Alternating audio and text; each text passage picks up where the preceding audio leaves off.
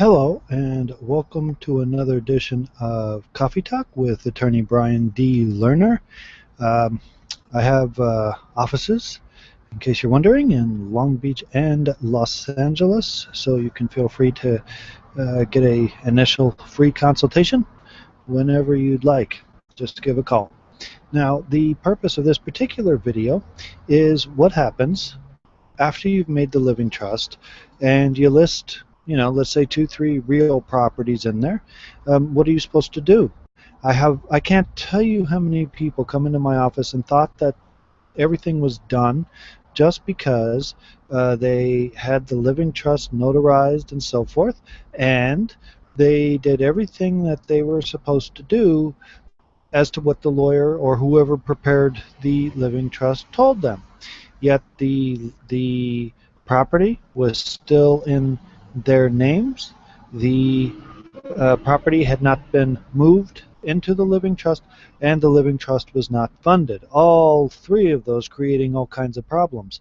So what are you supposed to do? Well, I can tell you right now that once you do the living trust, if there is real property that is listed in the living trust, that is not the end of the story. What you need to do is you need to fund the living trust, okay? And to fund the living trust requires some work. But for real property, what you need to do first is you need to get the deed of trust as it currently exists. You need to move the property from the current owners to the living trust, meaning that let's say that currently the property is under Joe and Betty Dvorak, okay, as husband and wife and community property. Excuse me. Now, let's say that the trust is the Dvorak Living Trust.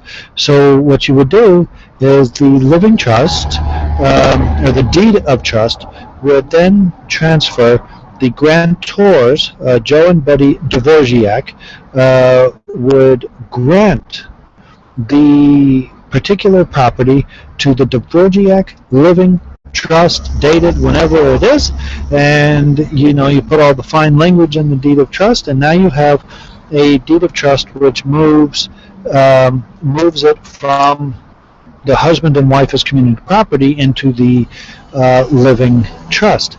Then you would go to the recorder's office, wherever jurisdictionally you happen to be, get the living trust recorded. You probably will want to have a certification of the trust to verify that the trust actually does exist, and you can file that as well. Then you're going to need a preliminary change of ownership, and you're going to get that filed. The preliminary change of ownership, or PCOR, is exactly what's happening. You are changing ownership from you and your spouse as community property over to the trust. And you'll need to fill out most likely the exemption sheet as well to show that should be no reassessment of the tax value since this is going into a living trust, and that there's really no monetary change of ownership as far as that goes. Then what will happen is the new deed of trust will be recorded, the preliminary change of ownership will be filed, and the exemptions will be filed, and what will happen is the trust or the property will now be in the living trust, and the living trust will be funded with that particular property. And you have to do that with every real property that is listed in the living trust. The next question I usually get is, well, okay, but what if property A is community property and property B is my wife's separate property and property C is my separate property? Well, that's no problem.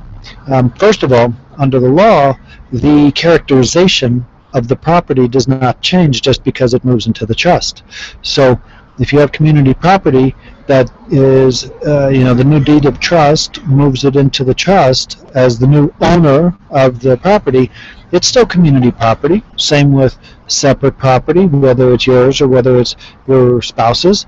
And then to further elaborate on that, normally in the living trust itself, you should have a paragraph in there that specifically states that any property moved into the living trust in the manner that I'm telling you will not change characterization of the property. And of course, you don't need to put that in because that's the law, but sometimes when there's a successor trustee or there's some issues and someone's not clear on it, it does make it quite clear as to the characterization of the property.